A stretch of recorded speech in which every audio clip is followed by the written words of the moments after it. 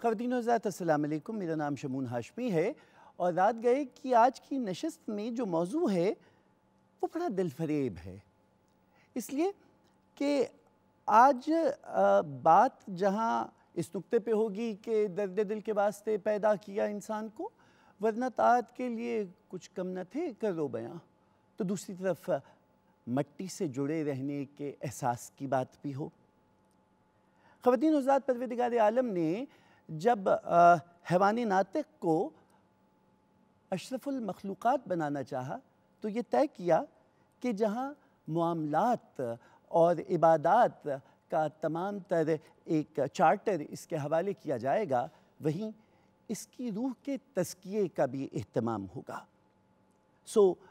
حدیث جبرائیل کی روایت بیان کرتے ہوئے علماء کرام نے کہا کہ علم الاحسان اسی نقطے پہ آیا کہ جسے صوفیہ نے، جسے درویشوں نے اپنا خرقہ سمجھ کے اٹھا لیا۔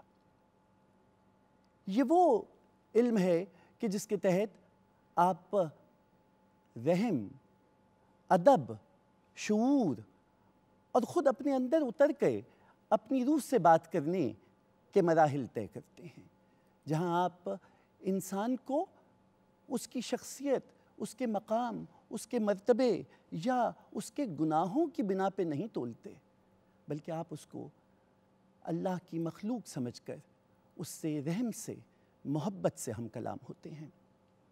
اور یہ صوفیہ کا خاصہ ہے کہ وہ یہ علم لے کے جس جگہ گئے اسے اسی جگہ کی مٹی میں ایسے بویا کہ یوں لگتا ہے کہ جیسے تصوف شاید کونیا کے مولانا روم کی دین ہے، یا یہ بغداد میں بہلول دانا کی دین ہے، یا یہ للہ عرفہ اس کو لے کے کشمیر پہنچی تو شاید یہ وہاں سے آیا، یا یہ بھٹائی نے جس انداز سے ہمیں ماروی کا ذکر سنایا تھا، کیسے یہ سارا سلسلہ کہیں حضرت سچل سرمست سے ملتا ہے، کہیں یہ داتا صاحب سے ملتا ہے، کہیں یہ حضرت بختیار کاکی سے ملتا ہے، اور کمال کی بات یہ ہے کہ جہاں جہاں صوفی آ کے بیٹھا تھا آپ کو آج دین وہیں ملتا ہے، اس لیے کہ جہاں بادشاہوں کا تخت تھا بر صغیر پاک و ہند میں، وہاں آج اسلامی حکومت ہے نہیں، یہ صوفی کا اعجاز ہے، اس لیے کہ اس کا دربار سب کے لیے کھلا ہے۔ اور اس کے سبب شاید یہ ہے کہ صوفی نے اس بیج کو لا کر جس مٹی میں بویا اس نے اس کو اپنا لیا، اور صوفی نے اس مٹی کو اپنا لیا۔ لوگ شاعری، لوگ گائکی سے جا ملی، کہیں دھمال ہے، کہیں سما ہے، کہیں قوالی ہے، کہیں ماہیہ ہے، کہیں ٹپا ہے، ہر انداز کو اپنایا صوفی نے، اس لیے کہ عوام الناس سے، عوام الناس کے لہجے میں بات کی جائے، انہیں یہ احساس نہ ہو کہ یہ کوئی الہام ہے یا یہ کسی فرشتے کی صدا ہے، نہیں، وہ آپ سے ماں کے لہجے میں بات کرتا رہا، وہ آپ سے دوست کے لہجے میں بات کرتا رہا۔ یہ حسن لوک گائکی کا اور یہ کمال تصوف کا جو لفظی ترجمہ کیا گیا اسے کہا گیا اون کا کپڑا۔ تو وہ جو رسالت پاک صلی اللہ علیہ وآلہ وسلم کی اقتداء میں کالی کملی کی طرح سے کہیں اپنی کٹیا میں کوئی گدڑی لیے بیٹھا صوفی ہے، اس کی اس گدڑی سے کیسے کیسے لال نکلے ہیں اور کیسا کیسا ہنر نکلا ہے جس نے ہمارے دلوں کو رحم سے، ادب سے، شعور سے بھرا ہے۔ یہ صوفیہ کی دین ہے، اور صوفیہ کی یہ دین لوک گائکی کے ذریعے آج ہماری گلی گلی میں مقبول ہے۔ خواتین و حضرات، آج کا پروگرام اسی ربط کے اوپر، تصوف اور لوک گائکی۔ آج کے پروگرام کا کچھ انداز آپ کو یوں بھی مختلف معلوم ہوگا کہ اس بار یہ اہتمام بھی کیا گیا کہ ہم بین الاقوامی ادب سے بھی کچھ شناسہ چہرے اور کچھ نامور ہستیوں سے آپ کی روشنائی کروائیں، اور اس میں آج جس شخصیت کا نام ہے وہ بڑا اہم ہے اور وقت آنے پہ پتہ چل جائے گا، لیکن آج گائکی کے میدان میں لوگ گائکی کے ہنر کو لے کر جو فنکار آ رہا ہے اس سے میرا بڑا جذباتی لگاؤ ہے۔ یہ ساری باتیں اور مہمانوں سے گفتگو، لیکن ایک مختصر سے وقفے کے بعد۔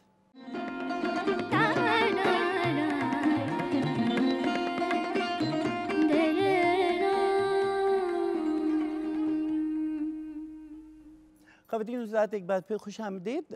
وقفے پہ جانے سے پہلے جو گفتگو ہوئی تھی اس میں یہ نقطہ ہمارے پاس سامنے آیا کہ لوگ گائکی کے کیسے کیسے دھاگے جا کر تصوف سے ملتے ہیں، اور تصوف نے کس خوبصورت انداز سے اس ورثے کو اٹھایا ہے پیام حق کو پہنچانے کو، کس طرح سے عشق مجازی سے عشق حقیقی کا سفر ہوا ہے۔ اسی سارے جو تعلق ہے اس پہ گفتگو کرنے کے لیے میرے پاس دو مہمان بڑے اچھوتے، بڑے نرالے اور بڑے حسین ہیں، اس لیے کہ جب اسرار شاہ گاتے ہیں تو بس وہی گاتے ہیں۔ اسرار شاہ کی افغان جلیبی جتنی زیادہ ہٹ ہوئی شاید اس سے زیادہ ہٹ ان کی منقبتیں ہیں۔ صوفی ہیں، کمپوزر ہیں، گائک ہیں، یا ابھی کچھ ڈھونڈتے پھر رہے ہیں۔ اسرار ہمارے دوست ہیں۔ اسرار بہت نوازش آپ تشریف لائے، بہت سے معاملوں پہ گفتگو ہوگی آپ سے۔ سر بسم اللہ، مجھے بڑا اچھا لگے گا، اور میری خوش نصیبی ہے کہ اتنے بابرکت لوگوں کے درمیان آپ نے مجھے بلایا۔ جزاک اللہ۔ خواتین و حضرات، صباحت رفیق کہنے کو تو کسی نجی ٹیک کمپنی کی سی ای او ہیں، لیکن کیا اچھی بات ہے کہ ماہر تعلیم بھی ہیں، محقق بھی ہیں، کچھ ادب پہ نگاہ رکھتی ہیں، کچھ فلسفے پہ نگاہ رکھتی ہیں، اور اس سے بڑھ کر یہ کہ تصوف سے جڑی ہوئی ہیں۔ بہت شکریہ صباحت، آپ تشریف لائیں۔ اور میں نے آپ سے پہلے کہا تھا کہ جو آج کی جو گلوکارہ ہیں ان سے مجھے خاص رغبت ہے، اس لیے کہ یہ کوئی اب تو کم و بیش 20 برس پہلے کی بات ہو گئی ہوگی، بہت چھوٹی سی ایک لڑکی سندھ سے آئی، اور سندھ سے بھی کہاں سے آئی، حیدرآباد سے کوئی ایک سڑک جاتی ہے کہ جس کے اوپر ایک طرف 40 میل پر بھٹائی ہیں اور دوسری طرف لال شہباز قلندر ہیں، اور دونوں نے لگتا ہے نشو نما کی ہے صنم مروی کی، اس لیے کہ آواز میں جو جادو ہے، جو تیکھا پن ہے، جو پھیلاؤ ہے، جو ٹھہراؤ ہے، اتنی چھوٹی سی عمر میں یہ کہاں کہاں سے آ گیا کہ ہمیں ریشمہ جی اور کہیں پر عابدہ پروین جی کی رنگ نظر آئے آپ کو صدارتی تمغے سے، تمغہ امتیاز سے 2020 میں نوازا گیا، صدر مملکت نے آپ کو نوازا، آپ نے خود باقاعدہ کلاسیکل میوزک استاد فتح علی خان صاحب سے سیکھا، اور پھر یہ کہ آپ عابدہ جی پہ بیٹھ ہیں۔ صنم بہت شکریہ، آپ تشریف لائیں۔ بہت بہت شکریہ، میرے لیے بہت بڑے الفاظ ہیں اور میں آپ کے بہت شکر گزار ہوں۔ جزاک اللہ۔ گفتگو، یہ تصوف کیا ہے؟ سر چھوٹا منہ اور بڑی بات، میں لیکن اپنا ایکسپیرینس تھوڑا سا شیئر کرنا چاہوں گا۔ ویسے تو اس کی ڈیفینیشن اور ایکسپلینیشن بہت زیادہ میں نے بھی سنی مختلف بابوں کے ساتھ بیٹھ کے۔ اچھا، بابوں کے ساتھ بیٹھے؟ لیکن ایک مجھے بہت اچھی لگی، وہ یہ تھی کہ انہوں نے پنجابی میں کہا کہ جدوں بندے نو مالک دی پیج ہے، یعنی کہتے ہیں نا کہ آپ کو ایک، ہمارے گھروں میں بھی جملہ سننے کو ملتا ہے کہ آپ کو تو بس اس چیز کی پڑی رہتی ہے، تو مجھے لگتا ہے کہ یہ چیز مجھے اچھی لگی کہ جب انسان کو مالک کی، خدا کی، اپنے اصل کی لگ جائے، اسی کی لگ جائے، اسی کی پڑ جائے، اسی کو 24/7 وہ اسی کو دیکھ رہا ہو، سوچ رہا ہو، ایکسپیرینس کر رہا ہو، تو مجھے لگتا ہے یہ اس کو تھوڑا سا ٹیگ لگا دیتے ہیں کہ یہ صوفی ہو گیا، یا درویش ہو گیا، یا ملنگ ہو گیا، اس ٹائپ کا۔ سو مجھے یہ ایکسپلینیشن اچھی لگی۔ اچھا صباحت، اسی سوال کو اگر میں پلٹ کے اس انداز سے آپ سے کہوں کہ یہ کیا انداز صوفی نے اپنایا کہ اس نے موضوع رکھا عشق مجازی کا، کہیں پہ ہیر ہے، کہیں پہ سسی ہے، کہیں پہ ماروی ہے، لیکن بیان کہیں اور کا ہے۔ عشق مجازی سے عشق حقیقی کو جوڑنے کا صوفی کا یہ کیا کمال تھا؟ پہلے تو یہ کہ عشق مجازی ہی عشق حقیقی کی طرف سفر پہ آپ کو لے کر جاتا ہے، اس بات کو سمجھنا بہت ضروری ہے۔ ظاہر ہے کہ صرف ہمارے خطے میں ہی یہ محبت کی لوک داستانیں نہیں ہیں، اور بہت سے خطوں میں ہیں۔ لیلا مجنو جو کہ عرب سے جس کا تعلق ہے، اس کے اندر مجنو کو جب وہ دیوانگی کی آخری حد تک چلے گئے تو کسی نے کہا آپ حج کرائیں۔ جب وہ حج کرنے خانہ کعبہ پہنچے تو انہوں نے واپس آ کر کہا کہ اب میرا عشق اور پکا ہو گیا، کیونکہ میں نے ایک ہی چیز مانگی ہے اور وہ ہے لیلا۔ تو کہنے کے بات یہ ہے کہ دونوں میں شاید کوئی فرق نہیں ہے۔ فرق ہے تو اگر جو کہ عشق کے بہت سے اصول وضع کیے گئے ہیں، اگر اس میں لوبھ ہے اور ہوس ہے تو شاید وہ عشق پاکیزہ ہی نہیں تھا۔ تو مگر دونوں ایک دوسرے سے متضاد بھی نہیں ہیں، مختلف بھی نہیں ہیں۔ پھر جیسے یہ ابھی کہہ رہے تھے کہ صوفی کیا ہے، تصوف کیا ہے، تو میں اس میں تھوڑی سی آپ کی اجازت سے ایڈ کرنا چاہوں گی کہ وہ کہتے ہیں کہ جب بندے نو رب دی پہ جائے، میں یہ کہنا چاہتی ہوں کہ ہم تو جس طرح سے دیکھتے ہیں کہ انسان جب پیدا ہوتا ہے تو پیدا ہی وہ حالت ہجر میں ہوتا ہے، حالت فراق میں پیدا ہوتا ہے۔ تو جس روز سے وہ پیدا ہوا ہے اسی روز سے اس کی روح کوک رہی ہے اور کھوج رہی ہے اسی رب کو۔ تو عشق کا سفر اور صوفی کا سفر اس روز سے شروع ہو جاتا ہے۔ کچھ لوگ جو ہیں وہ خود شناسی کے سفر کی طرف جا نہیں سکتے تو ان کو وقت لگتا ہے دوبارہ ادھر جانے کو، مگر آپ کی روح میں ایک تشنگی ہے جو صرف اور صرف رب کی ذات سے ہے۔ رومی کی مثنوی شروع ہی اس بات سے ہوتی ہے، اور وہ تشبیہ دیتے ہیں آپ کے بیمبو کی، ایک سرکنڈے کی، ایک فلوٹ کی، جس سے وہ یہ بات کرتے ہیں کہ یہ کچھ بھی نہیں ہے، ایک سرکنڈا ہے، مگر اس میں جو پھونک ہے وہ میرے رب کی ہے۔ جب تک وہ پھونک نہیں ہے تو اس میں آواز نہیں، یہ ایک بے معنی چیز ہے، اور وہ پھونک سے وہی ہوک نکلتی ہے جو کہ اس حالت ہجر کی نشاندہی کرتی ہے۔ تو صوفی ہونا کوئی، میرے خیال میں ہم سبھی صوفی ہیں، ہم سبھی صوفی ہیں۔ اچھا، یہ لفظ صوفی تصوف کو کہا گیا، ایک میں تعریف پڑھنے چلا تو کہا کہ اون کو صوف سے نکلا ہے، دوسری طرف یہ کہا گیا کہ نہیں، یونانی لفظ ہے کہ جس میں جو ترک دنیا کر دیتے تھے، اور اس میں صوفیہ کا لفظ بھی آیا، وہ وہاں سے آیا۔ لیکن پھر ہم نے دیکھا تھیوسافیکل سوسائٹیز بھی ہوتی تھیں اس میں۔ سوری، میں معافی قطع کلامی کریں، جو اون کا لفظ ہے، اون کا بھی ہے اسپینش زبان میں، پرانے زمانے میں منکس ہوتے تھے تو وہ ایک ویسٹ پہنتے تھے اپنے کپڑوں کے نیچے، جو کہ گھوڑے کی دم کے بال سے بناتے تھے، جو بڑی کھردری ہوتی ہے، اور وہ مسلسل آپ کو چبھتی رہتی ہے اس حد تک کہ آپ کا جسم ہلکا ہلکا زخمی رہتا ہے۔ تو وہ اپنے آپ کو ہر وقت ایک ہلکی سی حالت تکلیف میں رکھتے تھے تاکہ رب کی یاد سے غافل نہ ہو جائیں، اتنی آسودگی نہ ہو جائے، خود کو ڈینائی کرنے میں، اپنے آپ کو آسودگی ڈینائی کرنے میں، اپنی ذات کی نفی کیجیے۔ استا، جیسے میں نے ابھی سبات سے پوچھا تھا، ہم یہ دیکھ رہے ہیں کہ یہ طریق اور یہ انداز، یہ طریقت مذہب کی قید سے بھی باہر ہے۔ ابھی ہمیں سنائیں گی صنم تو بھگت کبیر کی بات بھی ہوگی۔ میں نے آپ سے عرض کیا تھا تھیوسافیکل سوسائٹیز کا، اور ابھی انہوں نے اسپینش روایت بیان کی، یونانی۔ تو اس کا مطلب یہ ہے کہ خلق خدا بہت عرصے سے پھر رہی ہے تلاش میں، اور یہی کیا تصوف ہے؟ یہ جو اپروچ ہے، یہ وہی بات کہ ازل سے تھی، اور اس کو ایک آپ وے آف لیونگ یا اسکول آف تھاٹ، یعنی سوچنے کا ایک طریقہ کار ہی ہے۔ اب اس کو جب بھی وہ اس کو کنیکٹ میں اس سے کرنا چاہوں گا، جس طرح آپ نے کہا کہ مذہب، مجھے یہ لگتا ہے کہ صوفی اس کی قید سے آزاد ہونے کے بجائے ہمیں یہ ورڈ کرنا چاہیے کہ اس کا کسی سے کلیش کوئی نہیں ہوتا، کسی مذہب سے۔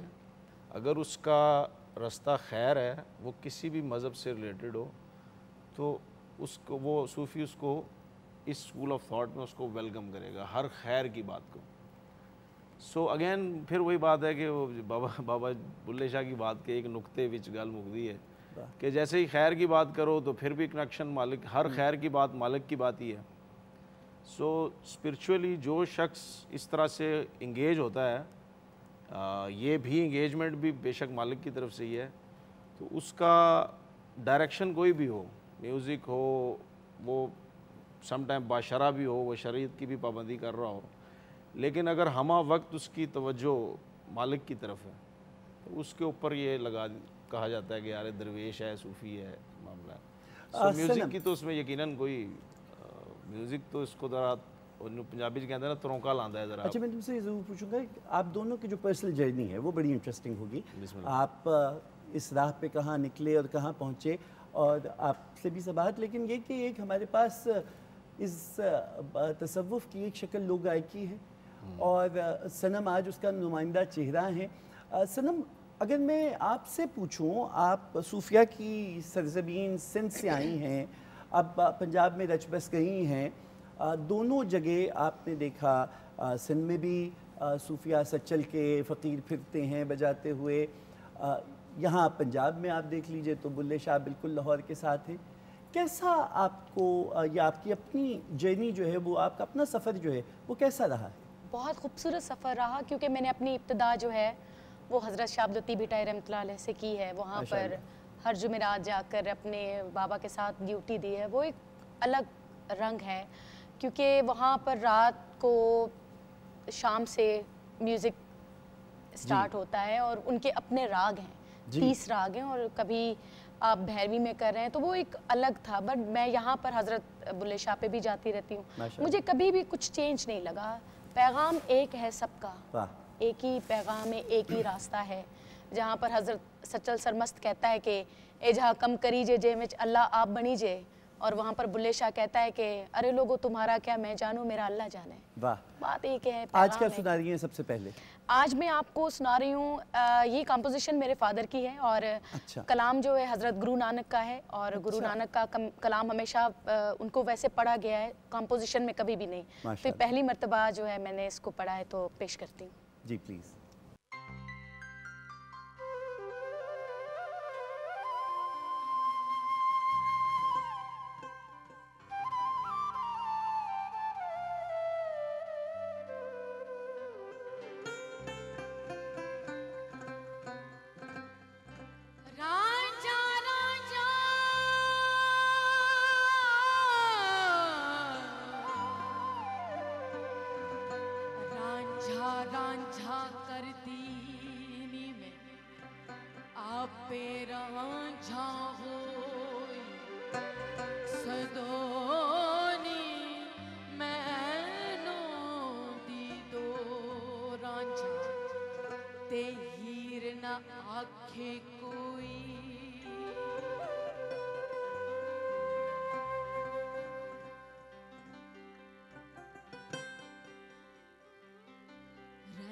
جاگے جاگے نہ رین نہ جاگے، رین نہ جاگے جاگے نہ رین نہ جاگے، رین نہ جاگے جاگے نہ رین نہ جاگے، ہو لگی بنا رین نہ جاگے کو.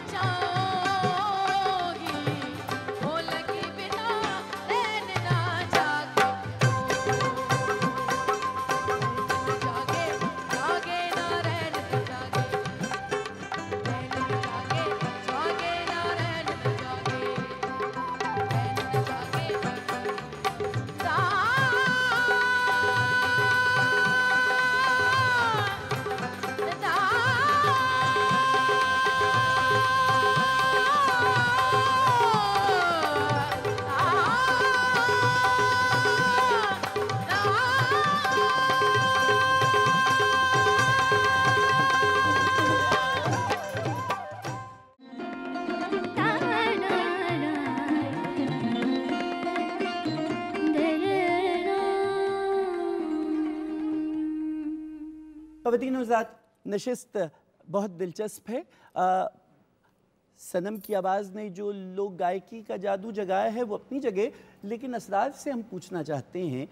سب سے پہلے تو اسرار مجھے یہ بتلائیے کہ خود آپ کی یہ واردات عشق کیسی رہی ہے؟ اس کو ایک فیلنگ سی آئی. معاملہ مالک کو آپ سم ٹائم ہر انسان پہ یقیناً گزرتا ہوگا کہ وہ بڑی قریب سے محسوس کرتا ہے مالک کو.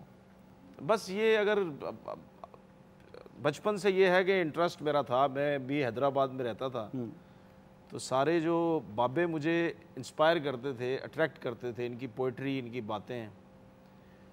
سو اب اگین وہی بات ہے کہ یہ وہ معاملہ ہے جو مالک آپ کے اندر کوئی بیج شاید رکھ دیتا ہے، اور پھر آپ سورج مکھی کے پھول کی طرح جہاں جہاں وہ سورج جا رہا ہے اس طرف آپ کا چہرہ ہوتا جاتا. اور جب دوسری شام ہو گئی تو وہ مرجھا گیا جی، دوسری صبح کی آس میں کہ جو دوبارہ سے درشن ہوں گے تو ذرا بندہ تر و تازہ ہو جائے گا. سو یہ ایک معاملہ چل پڑا جس کا مجھے آپ سمجھتے ہی ہیں کہ اس میں کوئی نہ تو کوئی مجھے نہیں لگتا کہ کوئی پلاننگ ہے تو نہ کوئی ریاضت ہے، بلکہ یہ خوش نصیبی ہے کہ اس معاملے میں آپ کو کوئی گائیڈ کرنے والا، جسے مرشد کا فلسفہ بھی پھر چل پڑتا ہے معاملہ. یہ خوش نصیبی ہے کہ آپ کو ایک مرشد دست شفقت مل جائے جو آپ کے یہ معاملات، یہ گتھیاں سلجھا دے، یہ نوٹس جو آپ کے ذہن دل و دماغ میں لگی ہوئی ہیں یہ آپ کو کھولتا چلا جائے. تو یہ پھر تو برکتیں. سبات، آپ ماشاء اللہ ایک کمپنی کی سی ای او ہیں، آپ ماہر تعلیم بھی ہیں، خوش شکل خوش لباس ہیں، اور قطعاً خرقہ فقیری میں نہیں گئی ہیں. یہ باہر کی صباحت میں اور اندر کی صباحت میں کیا فرق ہے؟ میرا یہ خیال ہے کہ جو آپ کا کسی کے ساتھ رابطہ ہے یا عشق ہے وہ لباس کا محتاج نہیں ہے اور دنیا کے دکھانے کا تو ہے نہیں.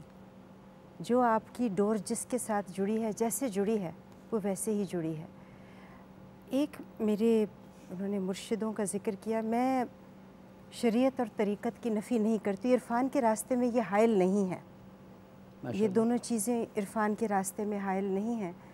مگر انہوں نے مجھے ایک بات سمجھائی. انہوں نے کہا کہ روز حشر کچھ چیزوں کا زیادہ سخت حساب ہوگا اور ان بندوں کا زیادہ حساب ہوگا جو رب اور بندے کے بیچ میں دیوار بنتے ہیں، حائل ہو جاتے ہیں. پہلے ہم بات کر رہے تھے کہ صوفیہ کرام کا راستہ ایسا ہے کہ یہ بین المذاہب ہے، اس کے اوپر مذہبوں کی دیوار نہیں. مگر شاید ہمارے دین میں اور باقی دینوں میں یہ فرق ضرور ہے کہ جس کو صحیح طور سے عشق لگ جاتا ہے وہ جن سے وہ عشق کرتا ہے جو کہ اس کی بنائی ہوئی خلقت ہے، اس سے زیادہ عشق کرنے لگتا ہے. اور اس خلقت کے اندر گھومنے کے لیے شاید وہی روپ اپنانا پڑتا ہے جو خلقت کو قابل قبول ہو.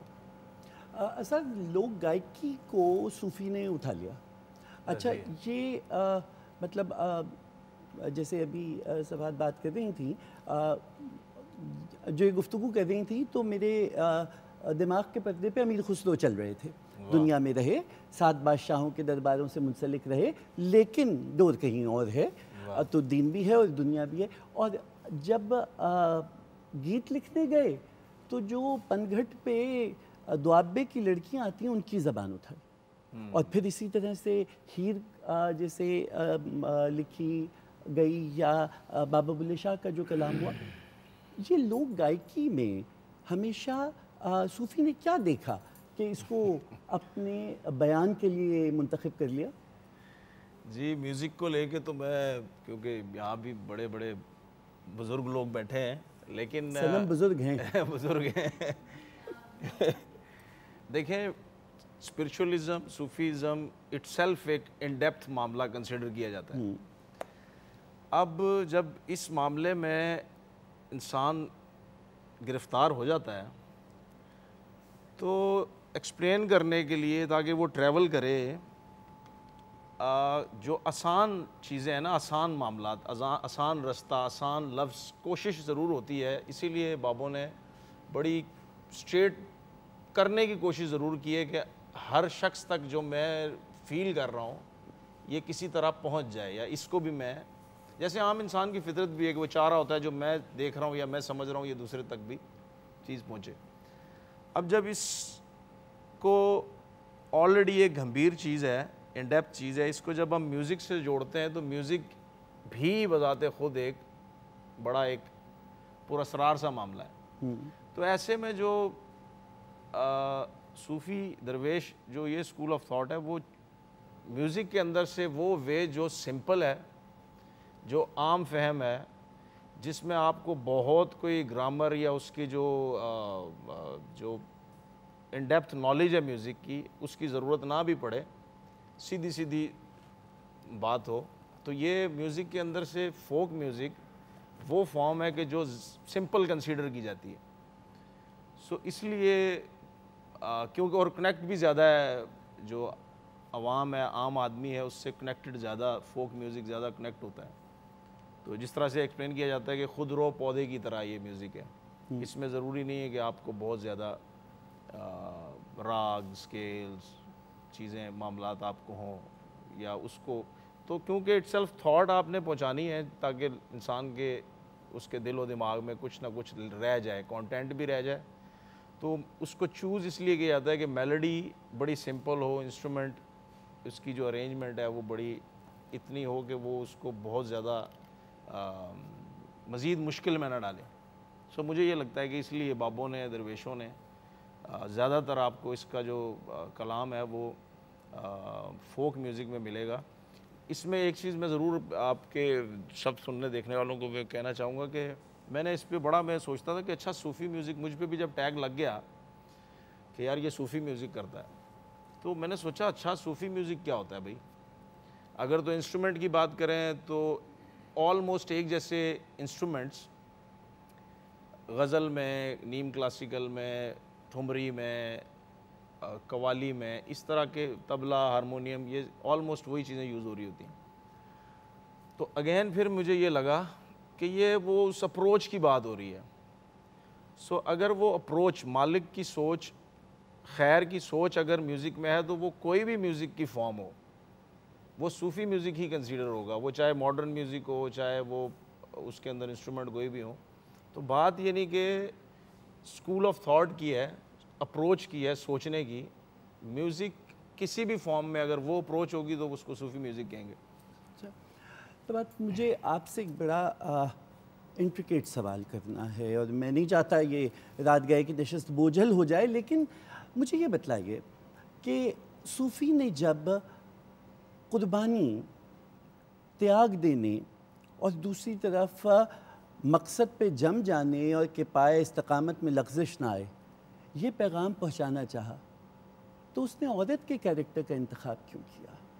ہر جگہ پہ ہم نے دیکھا کہ بھٹائی نے اگر اپنے پیام میں یہ دکھایا کہ پائے استقامت میں لغزش نہیں ہے تو ماروی کی کہانی سنائی, مینو پار لگا دے وے کڑیا منتا تیری کر دی, کہ کم ترین تنکے کا سہارا لے کر بھی جو اپنے مقصد سے جڑی رہی وہ سونی تھی. یہ کیا کہانی ہے کہ بات پہنچانے کے لیے عورت کا استعارہ استعمال ہوا؟ دیکھیے, جو آپ, کیونکہ ہماری معاشرہ ایک ایسا ہے, عورت مرد کی پسلی سے تخلیق کی گئی, تو اس میں ایک بیسک ہیوملٹی ہے, اپنی ذات کو چھوٹا کرنا. عشق کی شرط ہی یہ ہے. واہ, عشق کی شرط ہی یہ ہے. واہ. تو جو اپنے آپ کو عورت سے مستعار کر کے صوفیہ کرام نے شاعری کی, اس میں اپنی ذات کو چھوٹا کر کے رب کی ذات کی بڑائی بیان کرنے کے لیے ہے. تو اس میں استعارے کے حوالے سے کہ میں نے عورت کا روپ کیوں لیا, پھر عورت کی تکمیل جو ہے وہ اپنے خامد سے شادی کر کے اس کا مجازی خدا ہے جیسے بھی ہے, اور سہاگن ورسز نان سہاگن کا جو استعارہ بہت یوز کیا جاتا ہے, اس لیے بیکاز ہمارے خطے میں تو عورت اگر بیوہ ہو جاتی تھی تو بیچاری ستی کر لیتی تھی, اپنے آپ کو ختم, یعنی کہ اس کی زندگی جو ہے وہ خامد کے ساتھ تھی. تو ایک تو اس میں ہیوملٹی ہے, دوسرا یہ بتانا ہے کہ جب تک میں آپ میں فنا نہیں ہوں تو میں مکمل نہیں ہوں, میری تکمیل نہیں ہے. ٹھیک ہے, تو عورت کا یہ میٹافر تو اس لیے استعمال کیا گیا. اگر آپ اجازت دیں تو پہلے جو اسرار بات کرے تو اس پہ بھی تھوڑی سی بات کریں کہ ہمارے خطے کی جتنی لوک داستانیں اور اس کا انتخاب کیوں کیا گیا. اس کی وجہ یہ ہے کہ ایک تو یہ تھوڑا عام فہم ہے اور عشق کا موضوع ایسا ہے کہ جو ایک عام انسان سمجھ سکتا ہے. ہمارے خطے میں جو ہیر کسی کو کہا گیا کہ آپ ہیر لکھیے, کسی کو کہا گیا کہ آپ, تو یہ ہر شخص کا, صوفی کے علاوہ دیکھیے ہم بات کرتے ہیں ولایت, ٹھیک ہے, جو ولی لوگ ہیں ان کے راستے ڈیفرنٹ ہیں, ان کے مدارج بھی ڈیفرنٹ ہیں. ان میں ولایت ولی ہوتے ہیں, قطب ہوتے ہیں, صاحب کشف ہوتے ہیں, ابدال ہوتے ہیں, قلندر ہوتے ہیں, تو وہ ایک اور مدارج کی بات ہے. تو جب آپ ولایت کے سفر کی طرف جاتے ہیں تو اس میں آپ کو شریعت, طریقت, سیاحت, بہت سے 8 درجوں سے گزرنا پڑتا ہے. تو یوں سمجھیے کہ آپ کو اپنا ایک علاقہ ٹو پریچ دینے سے پہلے آپ کو ایک لکھنے کے لیے, یہ سمجھ لیجیے جیسے آپ کا پی ایچ ڈی تھیسس ہے, تو آپ کو کوئی ایک لوک داستان دی جاتی ہے جو کہ آپ کے سمجھ لیجیے کہ ایز اے اسٹوڈنٹ جو بھی آپ کا میرٹ ہے اس کی بنیاد پر اسائن کی جاتی ہے. ان میں سب سے مشکل پوری دنیا میں سیف الملوک ہے. سیف الملوک ایکچولی ایک عربی کہانی ہے, یہ واحد کہانی ہے جس میں وصال ہے, اور وصال کے اندر بے ادبی کا یعنی کہ شرک کا, کیونکہ عشق حقیقی اور مجازی کی دونوں باتیں ہیں. تو ہیر ان میں سب سے آسان کہانی ہے, اور ہیر کا انتخاب ہمارے خطے میں زیادہ اس لیے کیا گیا. اور آپ تمام کہانیوں میں دیکھیے کہ ہم ایک ایسے خطے سے تعلق رکھتے جہاں پر ایک خدا کی شکل تراشی جاتی تھی, اس کی پوجا کی جاتی تھی. ایک ان دیکھے محبوب سے اتنا عشق ہونا کہ انسان اپنا سب کچھ اس کے اوپر وار دے. آپ ان تمام کہانیوں میں وہ ایک چیز دیکھیں گے. ہیر کو رانجھے نے نہیں دیکھا تھا, جب وہ عشق کے سفر پہ چلا تھا تو اس کے ذہن میں اس کا ایک تخیل تھا. سہنی کو مہیوال نے نہیں دیکھا تھا, سسی کو پنو نے نہیں دیکھا تھا, پری بدر جمال کو سیف الملوک نے نہیں دیکھا تھا.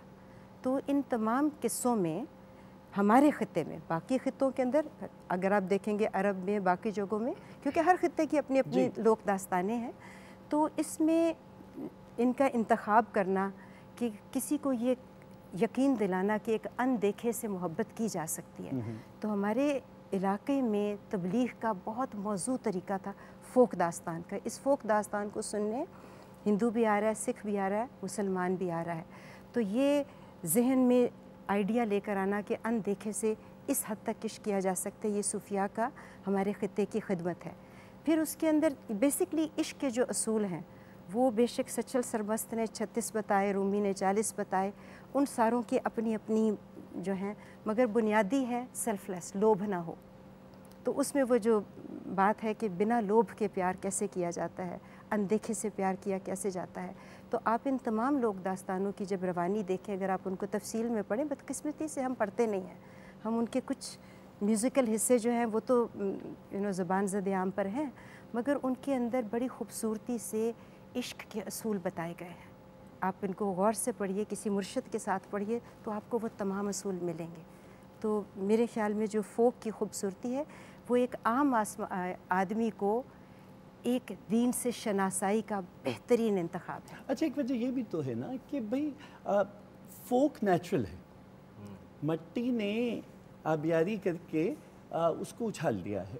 سو بھلے وہ پنگھٹ پہ پانی بھرتی لڑکی ہو, یا جھیل پہ کشتی چلاتا ملاح ہو, یا ہل چلاتا کسان ہو, سارے اس سے کنیکٹ ہو جاتے ہیں.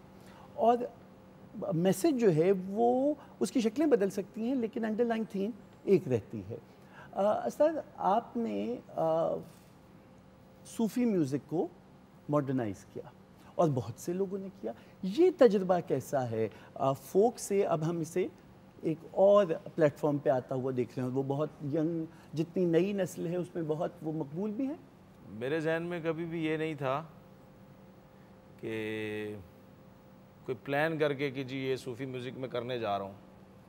اگین وہی بات کہ آلریڈی یہ چیزیں بچپن سے اٹریکٹ کرتی تھیں, تو جب میں میوزک میں آیا تو وہ غیر محسوس طریقے سے اس میں بھی آ گئی. پھر یہ ہے کہ کیونکہ آپ ہر آرٹسٹ کو ایک خاص طرح کا میوزک اچھا لگ رہا ہوتا ہے, اس کو انجوائے کرتا ہے وہ کرتے ہوئے, تو وہ بنتے بنتے مجھے ایک دو نیوز پیپر میں چھپا, یا دوستوں یاروں نے کہا کہ واہ جی یہ صوفی میوزک, صوفی سنگر اسرار جو ہے. میں نے کہا اچھا میں صوفی ہو گئے, میں نے پتہ ہی نہیں چلے گا. لیکن سو اس کو جیسے میں نے تھوڑی دیر پہلے عرض کی کہ میرے کیس میں اس چیز کی کوئی قید نہیں ہے. اگر تو ایک خاص طریقے سے ریپ میوزک میں ڈب سٹیپ ہپ ہاپ یہ R&B اور کلب اور یہ وہ اگر اس کا ایسنس برقرار رہے اس میوزک کا بھی اور میسج بھی کنوے ہو رہا ہو دین وائی ناٹ. مجھے یہ لگتا ہے. اور اس کو بھی آپ جب سنیں گے تو ایکسپیریمنٹ ہو بھی رہے ہیں اور ہوئے بھی ہیں تو وہ پھر یار لوگ اس کو صوفی میوزک ہی کہتے ہیں. کیونکہ دیکھیں جو عام لسنر ہے اس کو ضروری نہیں ہے کہ ان ساری کیٹیگریز کا پتہ بھی ہو کہ یار یہ غزل ہے, یہ ٹھمری, یہ ٹپا ہے, یہ مائیا, یہ قوالی, سمجھ رہے. تو اب وہ ایک کسی بھی کیٹیگری میں وہ ساؤنڈ سنے گا اور بات سنے گا مالک کی ایک پوائنٹ کی طرف اس کو بار بار لفظوں میں بھی کوئی اس کو کال دے رہا ہے. تو یہ ہونا چاہیے. اس کو اسی چیز کو لے کے مجھے جب لگا کہ اچھا ٹھیک ہے ان میں گان بجانا لاتے ہو گئے ہیں مطلب تو پھر وہ چلو ٹرائی کرتے ہیں کہ کوئی خیر کی بات شاید میرے منہ سے مالک نے کوئی کروانی ہو یا کوئی شاید کسی ایک کو کہیں کسی جگہ پہ کوئی بات اس طرح سے پہنچ جائے. پھر ایک چیز جو ابھی آپ مٹی فوک اور عورت پن کا ذکر ہو رہا تھا وہ میرے سے اب رہا نہیں جائے گا, میں ضرور بات کرنا چاہوں گا ضرور, کیونکہ ان ساری چیزوں میں زرخیزی ہے. واہ کیا اچھا جملہ, تو وہ جو الف اللہ چمبے دی بوٹی مرشد من وچ لائی ہو, تو یہ زرخیزی کا جو پیٹرن ہے نا عورت پن کا ہو, کریٹو پروسیس کا, مٹی ہو, کھیت کھلیان ہو, تو اس کو اس لیے چوز کیا جاتا ہے کہ یہ زرخیز ہے معاملات, اس میں بیج بویا جا سکتا ہے یہ تاکہ چیزیں آگے گرو کریں. ماشاءاللہ ماشاءاللہ. سنم اب ہمیں کیا سنا رہی ہیں؟ پریم پیالہ آپ کو پریم پیالہ, وہ تو بہت مشہور ہے جی اور بہت عمدہ ہے. بسم اللہ. جی. واہ.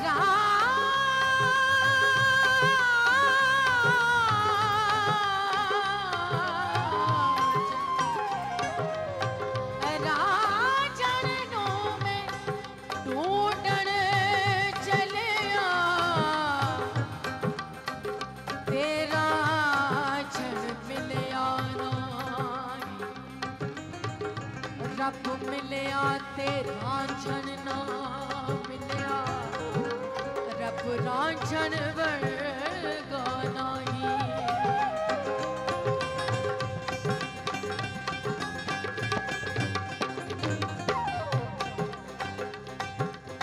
जोगी जगत करता नहीं हो जोगी जगत करता नहीं जोगे पड़ा तो क्या हुआ प्रेम प्याला चखा नहीं प्रेम प्याला चखा नहीं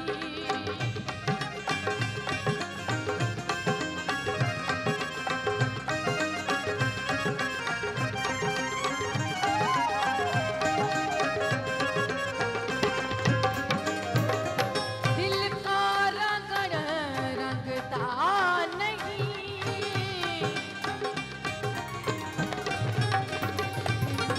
दिल का रंगड़ हो दिल का रंगड़ रंगता नहीं कपड़ा रंगा तो क्या हुआ प्रेम प्याला चखा नहीं प्रेम प्याला चखा नहीं सूफी बना सूफे बना तो क्या हुआ प्रेम प्याला चखा नहीं प्रेम प्याला चखा नहीं प्रेम प्याला चखा नहीं प्रेम प्याला चखा नहीं प्रेम प्याला चखा नहीं प्रेम प्याला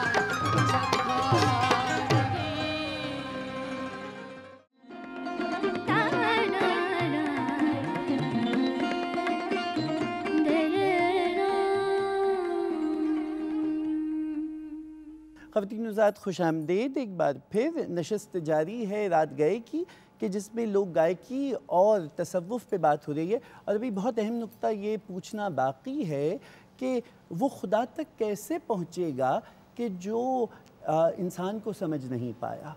तो क्या पहले इंसान को समझना और इंसान में रहना ज़रूरी है या गरेबां चाक करके जंगलों में निकलकर खुदा को तलाश करना है?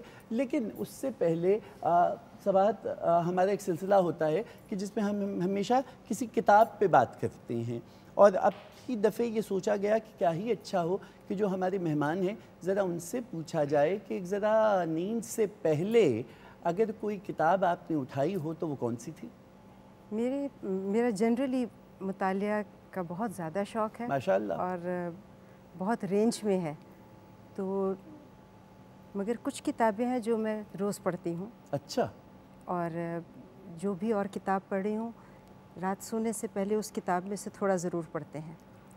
तो देखिए, एक कुछ किताबें हैं जो आफाकी हैं। अक्सर आप, क्योंकि ज़ाहिर है कि इंसान के अंदर एक इल्म के हसूल के लिए तशनगी रहती है, क्योंकि रब की ज़ात है ही अलीम, तो रब की तरफ सफ़र करना है तो इल्म ही का सफ़र करना है, और उसका दरवाज़ा अली है। शहर मेरे नबी हैं, दरवाज़ा अली है। तो उन सब्जेक्ट्स के अलावा पॉलिटिक्स पे, फ़िलासफ़ी पे, हिस्ट्री पे। कौन सी किताब ज़ेर मुताला है? आजकल मैं एक बड़ी अजीब सी किताब पढ़ रही हूँ, उसके it talks about narcissism in the society. अच्छा। तो आई डोंट नो कि अगर ये प्रोग्राम के फॉर्मेट में होती है, बट इसमें दिलचस्प बात यह है कि हम बात ये कर रहे हैं कि हम मादियत परस्ती की तरफ इतने चलेंगे। अंग्रेज़ी की किताब है कि हम सब सेल्फ एक्चुअलाइजेशन के सफ़र से हटकर सेल्फ फुलफिलमेंट के सफ़र की तरफ गामजन हैं। एंड एज सच ये स्टेटिस्टिक्स ये कहते हैं कि 33% ऑफ द पॉपुलेशन, अभी हमारे में कम से कम 33% लोग ऐसे हैं जिनको क्लिनिकली डायग्नोज किया जा सकता है नार्सिस्टिक पर्सनालिटी डिसऑर्डर में। और इसके अलावा आप आज हमारे लिए किताब कौन सी सौगात क्या लाई? मैं आपके लिए जावेदनामा लेकर आई हूँ। अच्छा। और एक्चुअली इकबाल को लफ्ज़ जावेद के साथ एक जो है बड़ा गहरा ताल्लुक़ था, और शायद बेटे का नाम भी उन्होंने इसी वजह से रखा हो। जावेद है जो हमेशा रहने वाला हो। और कलंदरी के सफ़र में زمان و مکان کی قید نہیں ہوتی، زندگی کی حیات کی قید نہیں ہوتی۔ قلندر جو ہے افلاک میں تیرتا ہے، تو جاوید کا جو لفظ انہوں نے میرے خیال سے انتخاب کیا، اور جاوید نامہ کے اندر اگر آپ اس سے واقف ہیں، یہ ان کا آخری کام تھا۔ یہ کتاب انہوں نے تحریر کی تھی as an answer to Inferno, the Divine Comedy لکھی تھی ویسٹ کے اندر، اور ابھی تک وہ ایک ان کا کلاسیکل مانا جاتا ہے، جس میں نبی کریم صلی اللہ علیہ وسلم کے جو معراج کے سفر ہے اس کی تضحیق کی گئی تھی، اور تضحیق کے اندر انہوں نے بیسکلی ایک انسان جو ہے ڈفرینٹ افلاق کا سفر کرتا ہوا جاتا ہے، تھنکنگ کہ وہ اس کو رب کے ساتھ ملنے کا موقع ملے گا اور آگے جہنم ہوتا ہے۔ تو جاوید نامہ میں انہوں نے اس طرح سے اس کو تحریر کیا کہ انہوں نے ایک بڑی خوبصورت کاسٹ بنائی۔ لوگ پی ایچ ڈی کرتے اس سبجیکٹ پہ کہ یہ کاسٹ کیسے مرتب کی، تو اس میں ایک کیریکٹر ہے زندہ رود جو کہ اقبال خود ہیں، اور ان کے رہنما اس سفر میں ہے رومی، اور وہ ان کو لے کر افلاک کے ڈفرینٹ مدارج سے جاتے ہیں، اور ہر سیارے پر ان کو کچھ لوگ ملتے ہیں اور ان سے وہ کچھ گفتگو کرتے جاتے ہیں، حتیٰ کہ ان کو رب کریم کے ساتھ جو ہے گفتگو کا شرف حاصل ہوتا ہے۔ تو زندہ رود کا لفظ بھی ایسے ہی ہے۔ زندہ رود ایک ایسا دریا ہے جو کہ ایران میں بہتا ہے، بڑا چھوٹا ہے پر بڑا شوریدہ ہے، اور واحد دریا جو کبھی خشک نہیں ہوتا اور ہمیشہ معجزن رہتا ہے۔ تو اس نام کے انتخاب کو اپنے لیے اور اس کی جاویدانی کو لینا، اس کے اوپر بھی لوگ پی ایچ ڈی کرتے ہیں۔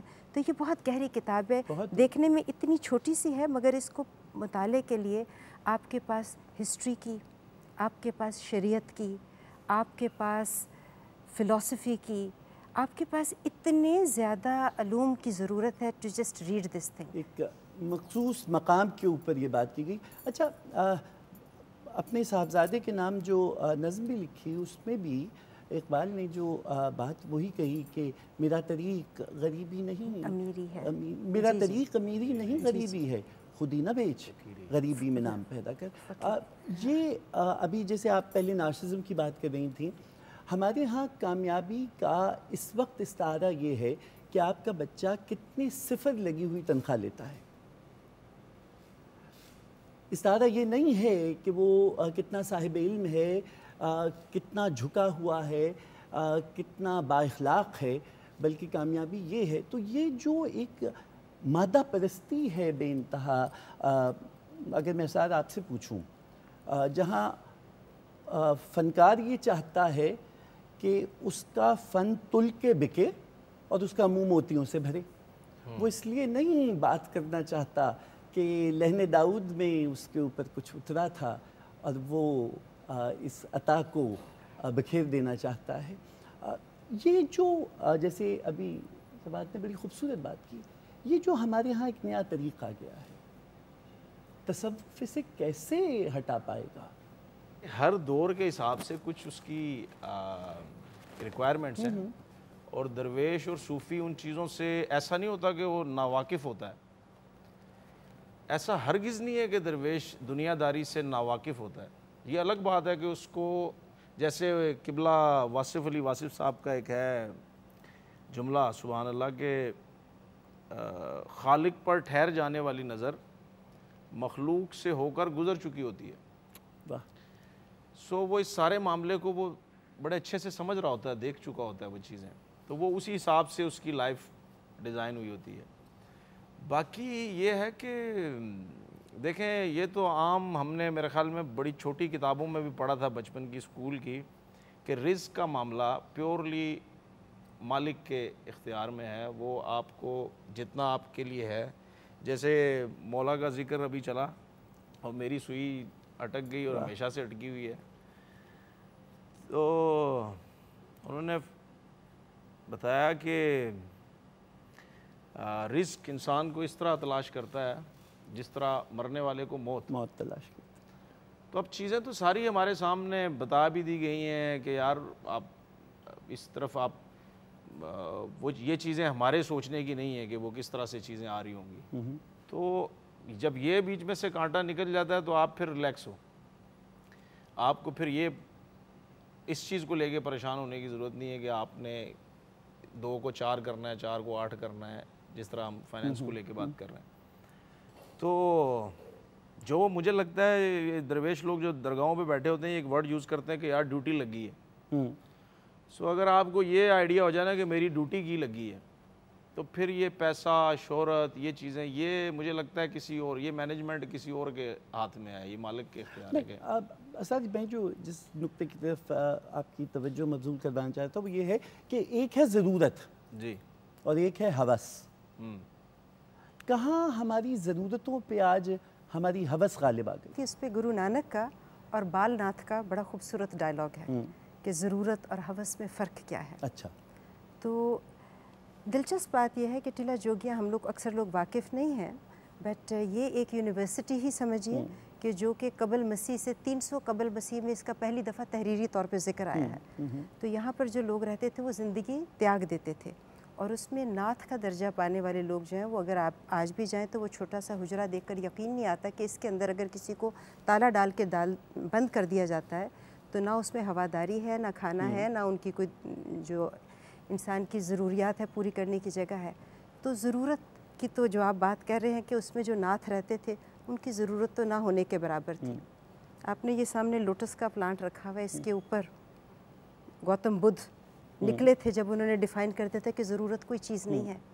انسان کے نفس کو رب کی ذات کے ساتھ تعلق اور توکل کے علاوہ شاید کسی اور بھی ضرورت کی حاجت نہیں ہے. تو ضرورت سے اوپر جو کچھ ہے وہ لوبھ ہی ہے.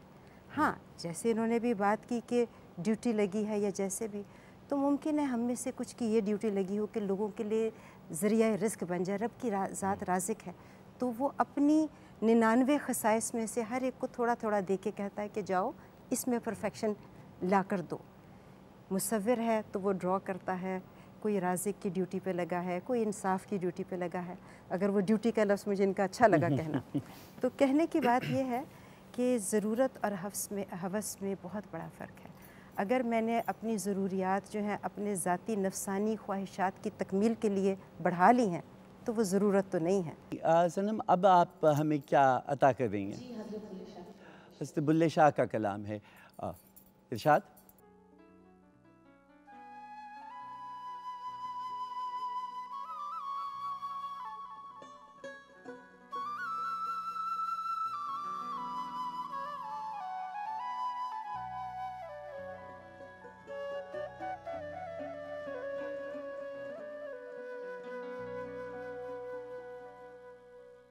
داغ درونی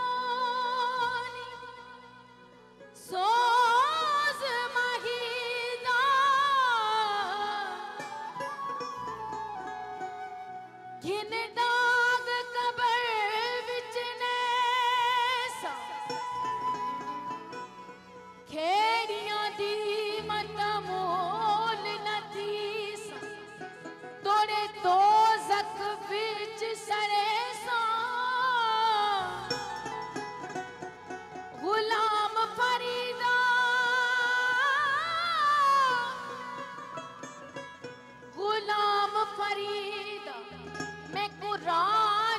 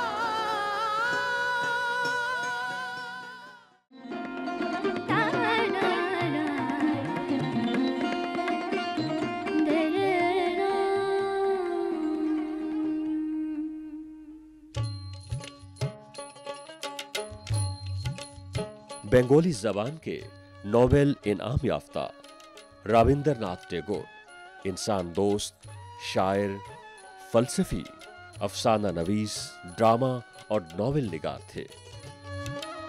17 साल की उम्र में अपनी पहली किताब तहरीर की। कानून की तालीम हासिल करने के लिए इंग्लिस्तान गए, लेकिन डिग्री लिए बगैर वापस लौट आए और अपने तौर पर पढ़ने लिखने का अमल जारी रखा। 1901 में बंगाल के मकाम पर शांति निकेतन के नाम से मशरकी और मगरबी फलसफे पर एक नए ढंग की यूनिवर्सिटी की बुनियाद डाली।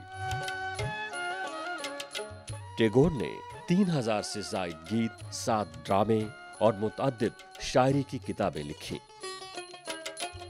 शांति निकेतन में टैगोर ने अपनी तहरीरों का अंग्रेजी जबान में तर्जुमा किया, जिसके बायस उनकी मकबूलियत दुनिया भर में फैल गई।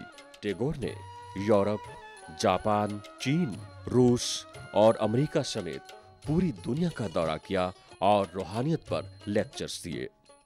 टैगोर ने बंगाली अदब को अपने गीतों, ड्रामों और कहानियों से जिद्दत बख्शी। तवाज़ुन और उम्मीद का आहंग लिए टैगोर की तहरीरें तमाम हलकों में यकसा मकबूल दिखाई देती हैं। The human world is made one. All the countries are losing their distance every day. Their boundaries not offering the same resistance as they did in the past age. Tagore अपनी तहरीरों में आम आदमी के मसाइल को उजागर करने के साथ साथ तारीख, लिसानियात और रूहानियत जैसे मौज़ूआत पर बात करते दिखाई देते हैं। गीतांजलि टैगोर की वो किताब है जिसके लिए उन्हें नोबेल इनाम से नवाजा गया और ऑक्सफोर्ड यूनिवर्सिटी ने एजाजी डिग्री भी जारी की। रविंद्रनाथ टैगोर को उनकी खिदमत की वजह से गुरुदेव के लक़ब से भी जाना जाता है।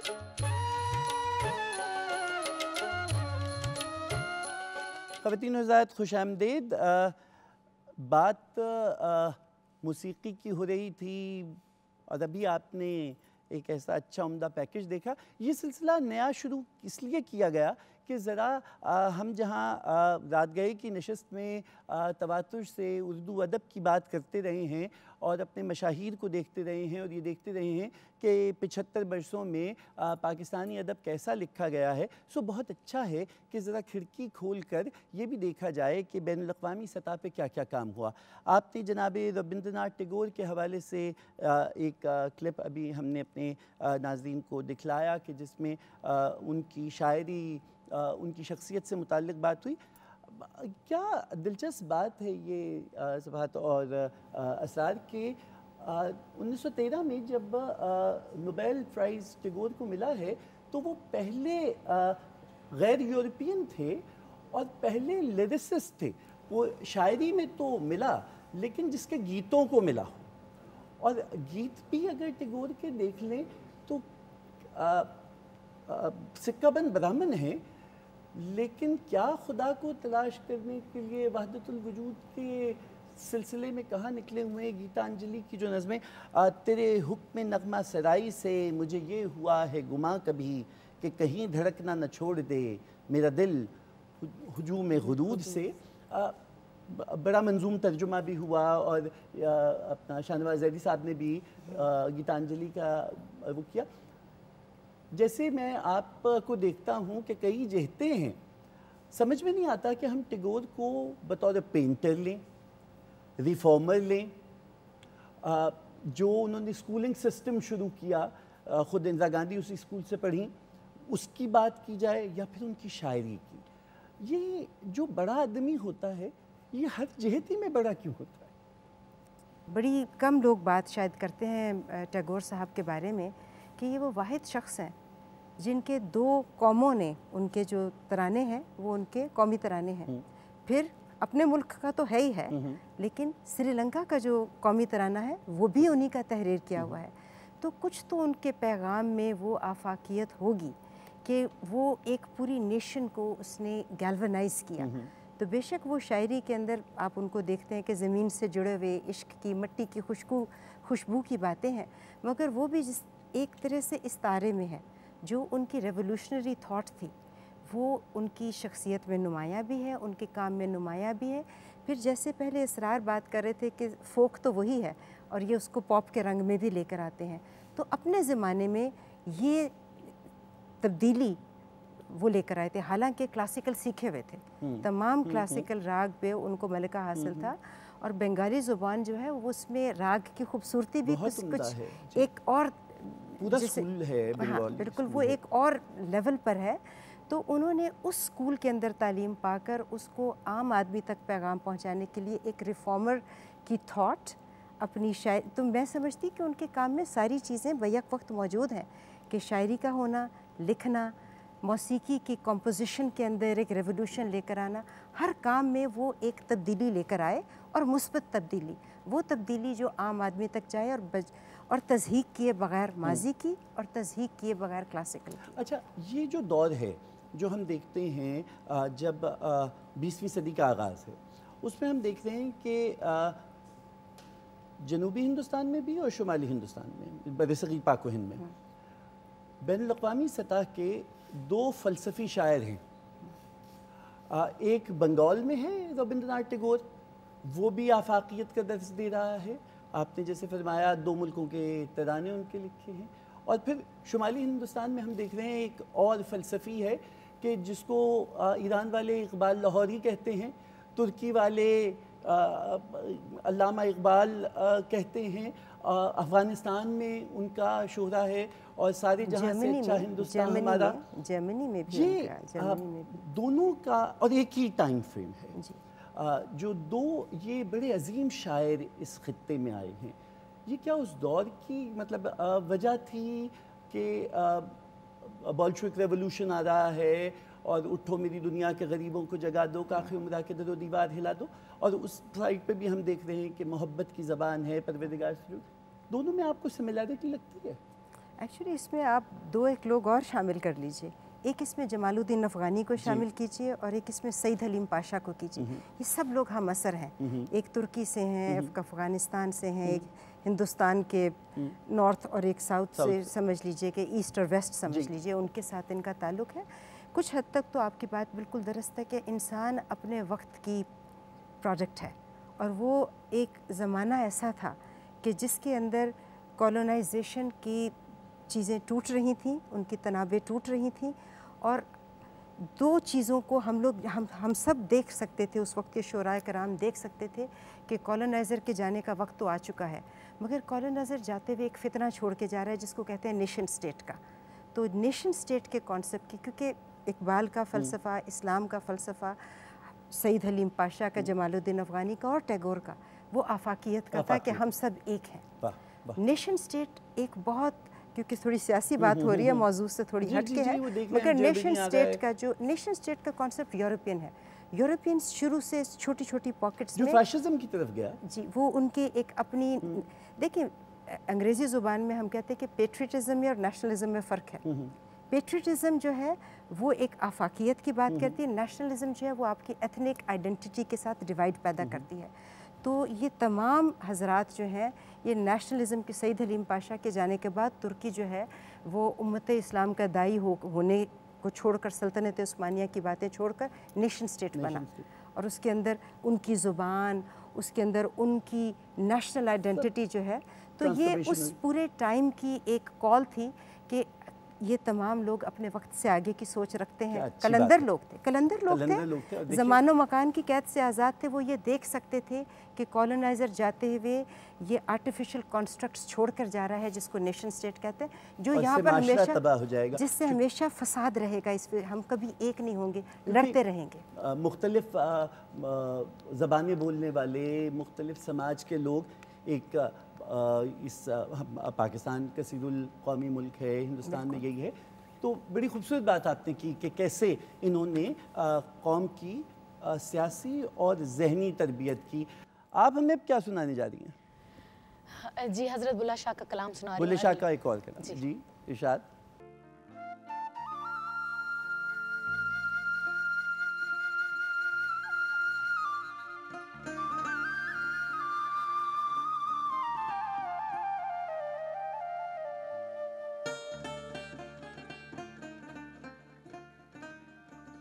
ਬੁੱਲੇ ਨੂੰ ਲੋਕ ਮੱਤੀ ਦਿੰਦੇ ਬੁੱਲਿਆ ਤੂੰ ਜਾ ਬਾਹ ਵਿੱਚ ਮਸੀਹ ਬੁੱਲੇ ਸ਼ਾਹ ਫਰਮਾਤੇ ਕਿ ਵਿੱਚ ਮਸੀਤਾਂ ਕੀ ਕੁਝ ਹੁੰਦਾ ਜੇ ਦਿਲੋਂ ਨਮਾਜ਼ ਨਾ ਨੀਤ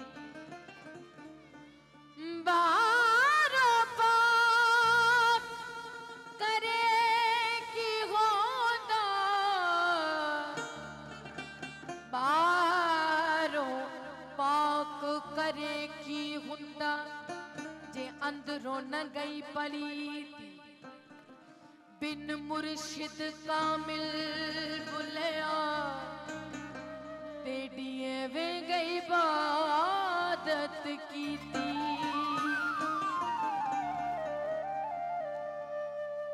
अरे लोगों तुम्हारा क्या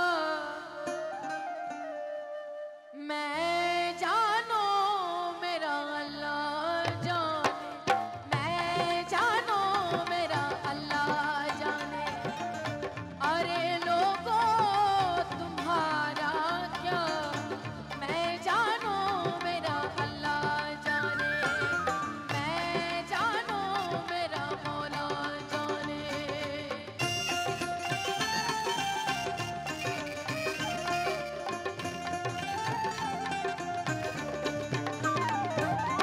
जो सर मांगो तो बेज़र हूँ सर मांगो तो हाजिर हूँ जो सर मांगो तो बेज़र हूँ सर मांगो तो हाजिर हूँ मुख मोड़ूं तो काफिर हूँ मुख मोड़ूं तो काफिर हूँ मैं जानो मेरा अल्लाह जाने मैं जानो मेरा मौला जाने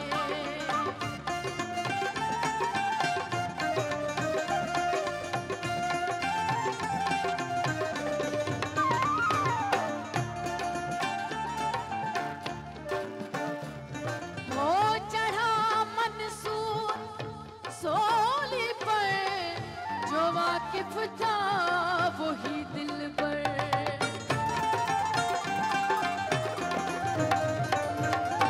चढ़ा मंसूर सोली पर जो वाकिफ था वही दिल पर अरे मुल्ला जनाजा पढ़ अरे मुल्ला जनाजा पढ़ मैं जानो मेरा अल्लाह जाने मैं जानो मेरा मौला जाने मैं जानो मेरा अली जाने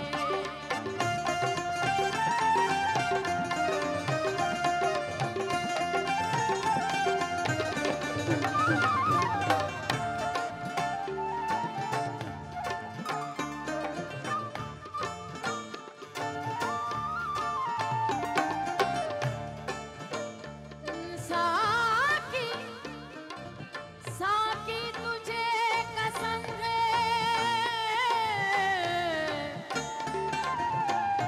साकी तुझे कसम है जनाब अमीर की बहती फिरे शराब में कश्ती फकीर की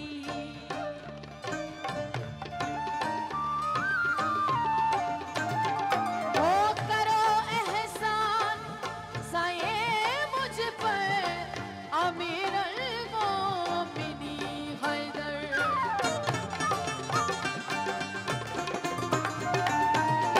करो एहसान साये मुझ पर अमीर अल-मोमिनी हैदर बुल्ले का सवाल पूरा कर बुल्ले का सवाल पूरा कर मैं जानो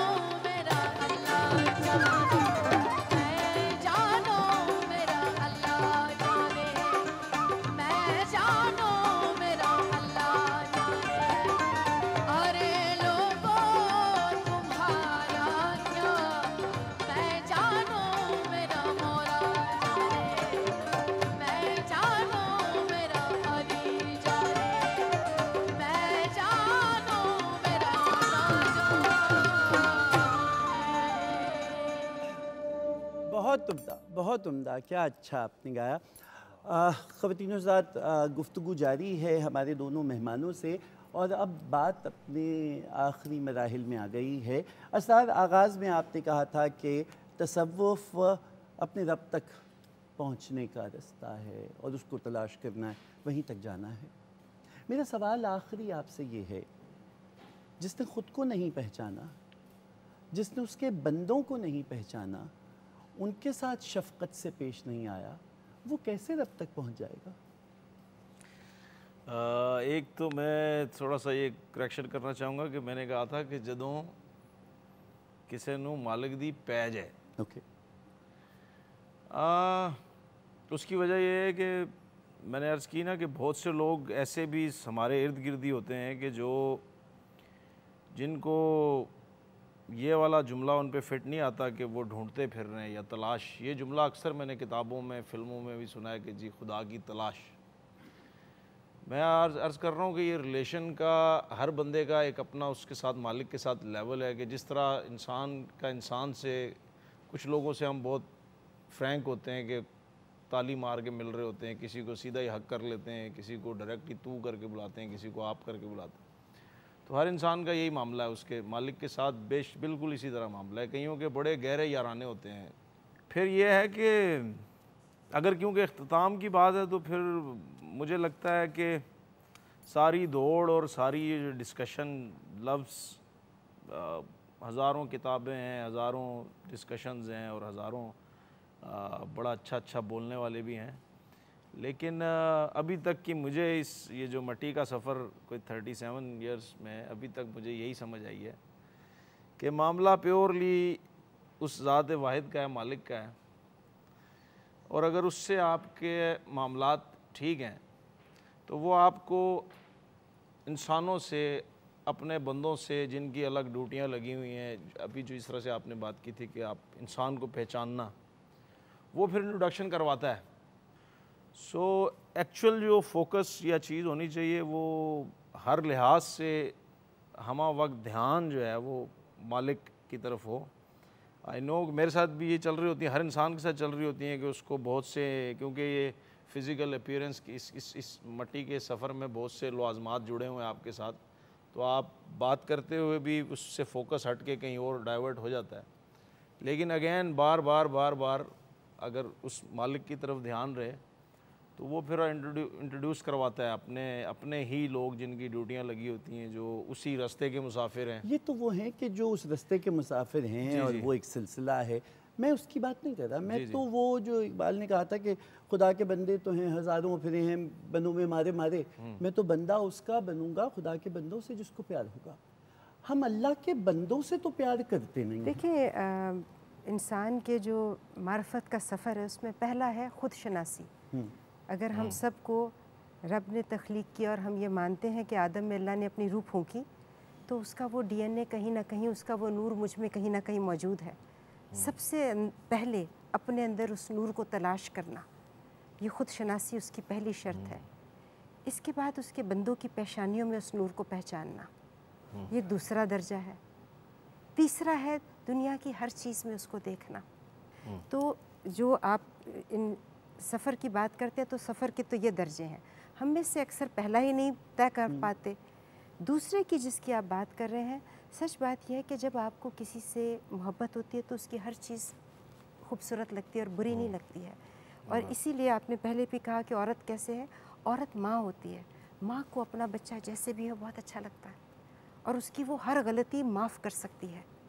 ہم سب سے جب وہ محبت کا تقاضا کرتا ہے تو دوسرے درجے پر یہ شرط ہے کہ اس کے بنائے ہوئے ہر ایک، نہ صرف انسان سے بلکہ بنائی ہوئی ہر چیز سے محبت کی جائے۔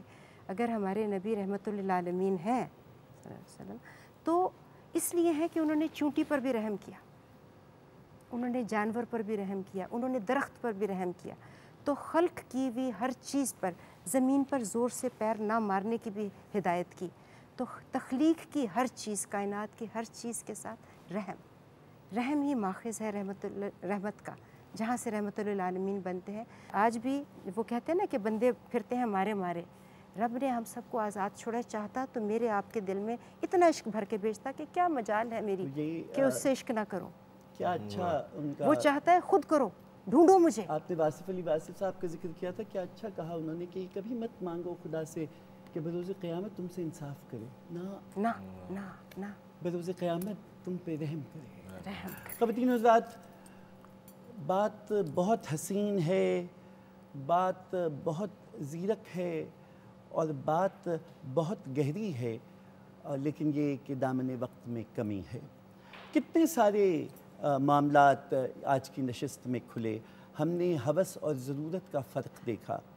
ہم نے جناب امیر حضرت علی کرم اللہ وجہہ کی یہ قول کی تفسیر کہیں کہیں دیکھی کہ میں تیری عبادت اس لیے نہیں کرتا کہ مجھے جنت کا لالچ ہے یا دوزخ کا خوف ہے، بلکہ میں تیری عبادت اس لیے کرتا ہوں کہ میں نے کسی اور کو تیرے جیسا لائق عبادت دیکھا ہی نہیں ہے.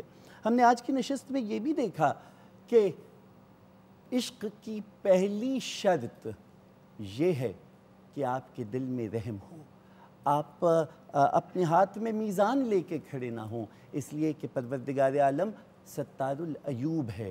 سو آپ کو زیبا نہیں ہے کہ آپ لوگوں کے عیب چنتے پھریں. ہم نے آج کی نشست میں یہ بھی دیکھا کہ جب بھی آپ محبت کے صیغے میں بات کریں گے تو پھر آپ عورت کے صیغے میں بات کریں گے.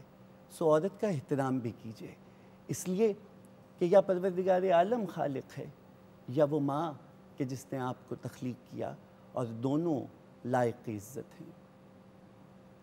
صوفی کا کلام اور لوک گائکی محبتوں کا یہی تسلسل ہے، اور یہ ہمارا ورثہ ہے کہ جس پہ ہمیں فخر ہے. پاکستان ٹیلی ویژن اسی ورثے کا امین ہے. آج کی نشست میں میں اپنے دوست اور کیا اچھے صوفی سنگر جناب بہت شکریہ صاحب، کیا اچھی گفتگو ہوئی. اور سبات ایک نشست آپ کے لیے بہت مختصر ہے، سو ہماری دعا اور ہماری خواہش کہ آپ آتی رہیں اور اسی انداز سے گفتگو کرتی رہیں. اور سنب اللہ کرے زور بیاں اور زیادہ آج کی نشست کو بہت اچھے سے کلام پر آپ ختم کر دیجئے.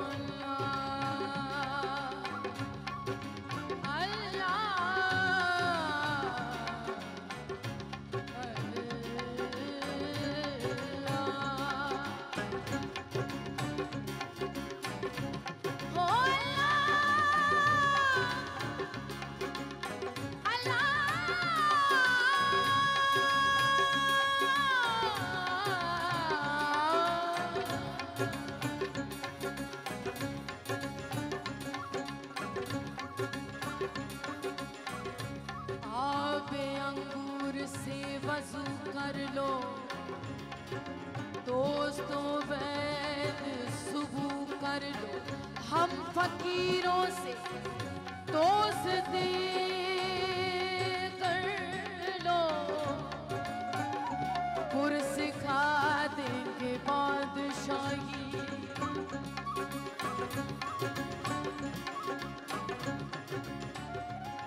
ایک کالی کنوں میں ڈر دی، ایک اللہ کنوں میں ڈر دی، ایک مولا کنوں میں ڈر دی.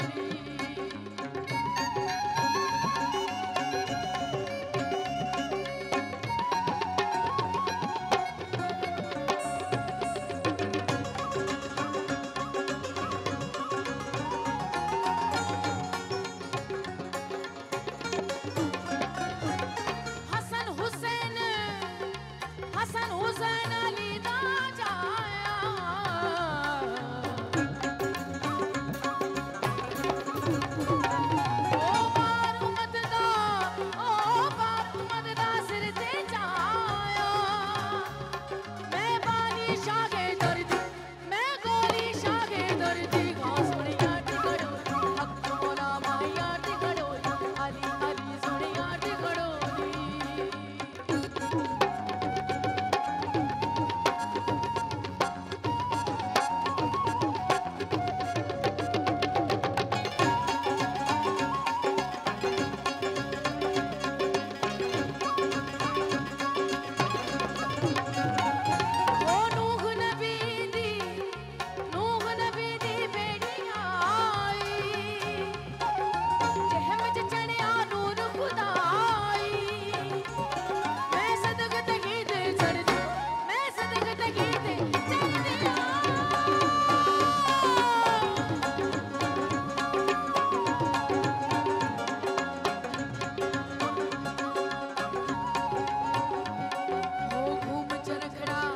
रगड़ा घूम